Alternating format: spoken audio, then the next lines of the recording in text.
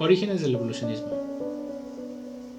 Sir Charles Lyell, geólogo inglés, en su obra Principios de Geología, habla de que la Tierra había sufrido cambios por causas naturales, llamadas catástrofes. Luego, Leclerc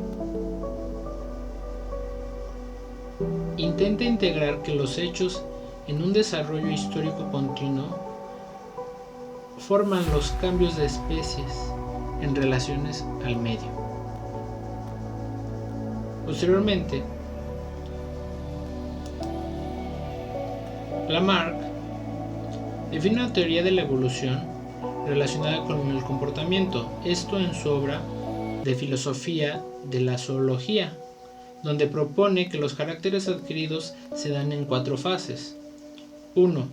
Adaptación al medio físico. 2. La función crea el órgano. 3. Transmisión de caracteres. 4. Surge una nueva especie. Herbert Spencer, filósofo inglés, publica su obra Principios de la Psicología, donde afirma que la mente puede ser comprendida como algo en evolución. En esta obra da una noción asociacionista sobre las bases producidas por la biología como 1. La evolución como un cambio desde una homogeneidad indefinida hasta una definida, coherente a través de continuas integraciones y referenciaciones. 2. La adaptación a las condiciones externas impuestas por el medio. 3. La diferenciación de la adaptación en cada animal. 4. Utilidad de la función. Cuanto más útil es una función, tanto más agradable resulta. 5. Los reflejos son los mecanismos más simples, inflexibles, indiferenciados y groseros. Charles Darwin viaja por los mares del sur durante 5 años como botánico oficial del bergantín inglés Beagle. Esta experiencia fue la que originó su inmensa y fecunda obra, con la cual podemos destacar un grupo de principios. 1. En cada especie nacen más individuos de los que se pueden sobrevivir. No hay suficientes recursos en la naturaleza para todos los que nacen. 2. Desde el nacimiento, en cada especie los individuos se diferencian entre sí, estando unos mejor dotados que otros para la supervivencia. 3. Como consecuencia del primer principio, es necesario que para que sobrevivan unos pocos, perezcan los demás. Por supuesto, los que sobreviven serán los mejores dotados.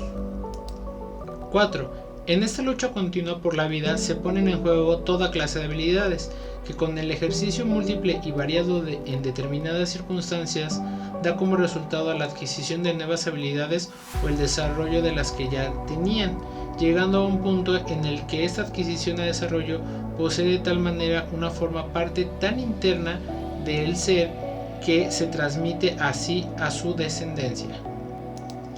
En este último principio afirma el hecho de que las especies vivientes proceden de una paulatina y lenta transformación de otras anteriores. Con esto queda asentado las bases de la evolución de las especies, objetivo primordial de la obra de Darwin, El origen de las especies. Darwin no fue un psicólogo, ni intentó hacer psicología, pero sus afirmaciones contienen las llaves que abrirán muchos nuevos campos de la investigación psicológica. Ejemplo: al estudiar la vida como función adaptativa y no el contenido de la mente, cuál era la misión que Wundt tenía señalada a la nueva psicología, inicia un movimiento en pro del estudio de los mecanismos de adaptación del organismo al ambiente, que va a culminar con el funcionalismo americano y con los modelos teóricos conductistas.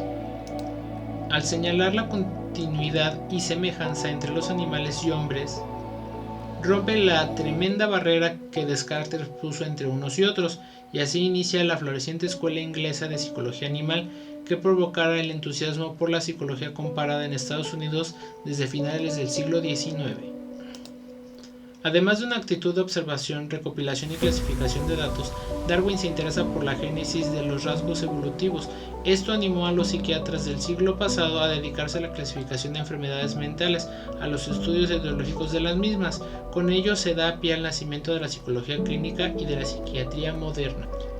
La misma actitud genética y evolutiva de los rasgos o habilidades puede servir de base para la psicología evolutiva. Darwin observó día a día la evolución de un hijo suyo durante 3 de los primeros años de vida.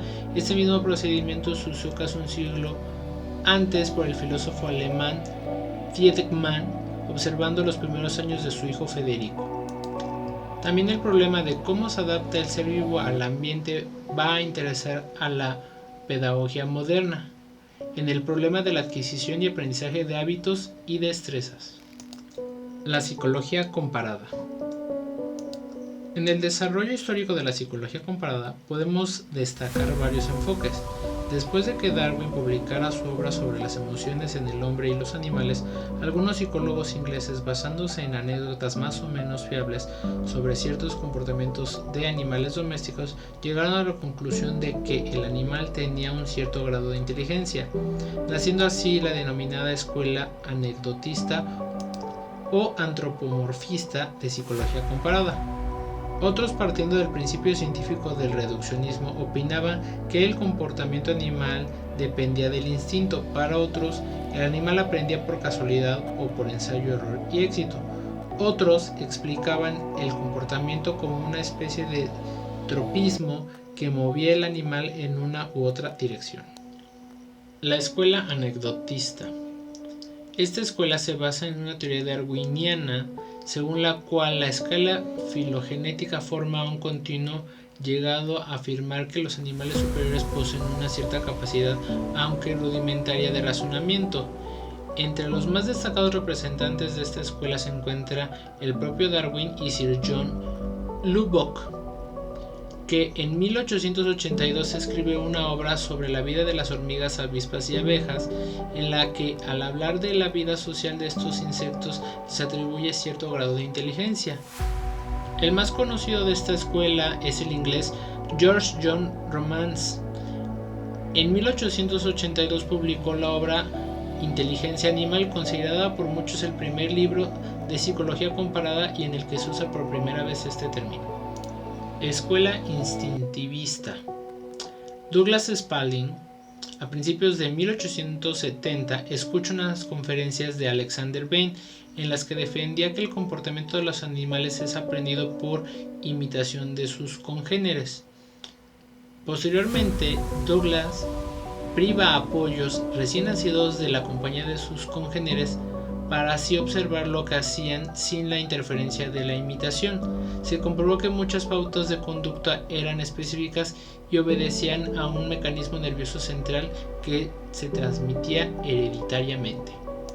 Escuela experimentalista.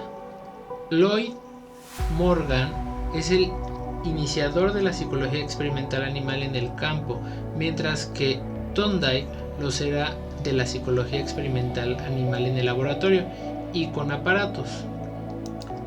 Luego, Leonard Hobhouse, después de observaciones cuidadosas del comportamiento de varias especies animales en el zoológico de Manchester, publica un interesante libro titulado Mente en Evolución, en el cual comenta que los gatos y los perros pueden solucionar problemas observándolo como lo hacían. Escuela mecanicista.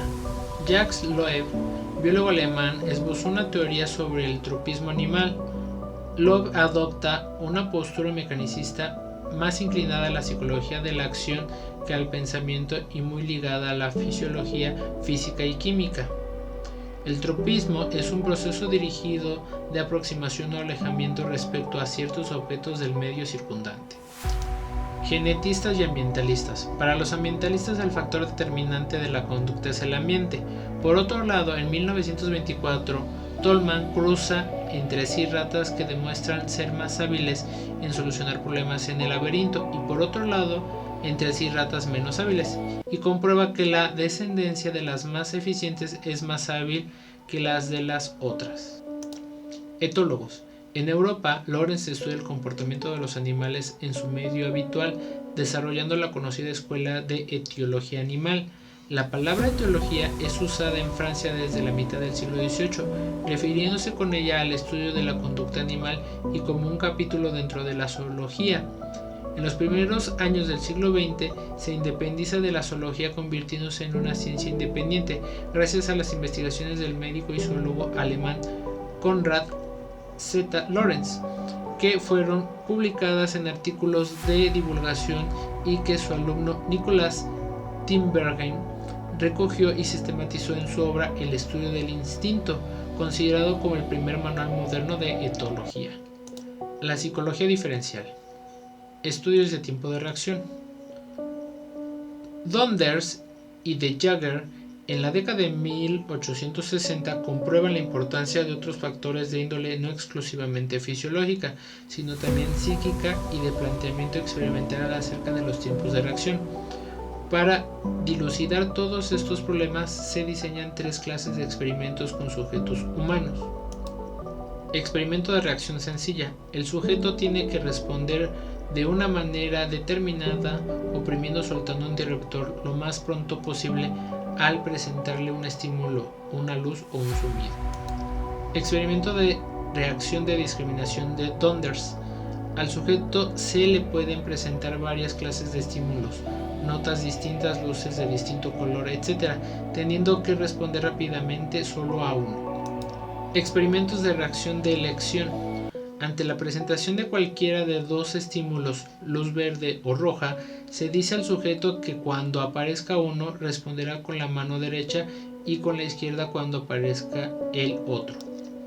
Naturaleza y medida de las habilidades. Sir Francis Galton creía que las características psíquicas, como las físicas, eran hereditarias y medibles. Por eso puso todo su empeño en buscar los modos de medir objetivamente estos caracteres.